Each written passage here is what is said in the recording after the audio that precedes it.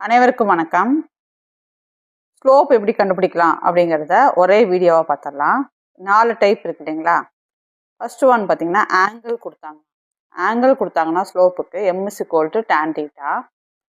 இப்போ சப்போஸ் எக்ஸாம்பிளுக்கு θ வந்து 90 கொடுத்தாங்கன்னா m = tan θவில் tan 90 போடுவீங்க இல்லையா? இப்போ tan 90 வந்து infinitive. So m = infinitive. So angle கொடுத்தாங்கன்னா என்ன ஃபார்முலா செலக்ட் பண்ணுறோம் ஸ்லோப் கண்டுபிடிக்கிறதுக்கு அப்படின்னா m = tan θ. அதே இது 2 பாயிண்ட்ஸ் கொடுத்தாங்கன்னா ஸ்லோப் கண்டுபிடிக்கிறதுக்கு formula y2 - y1 / x2 - x1.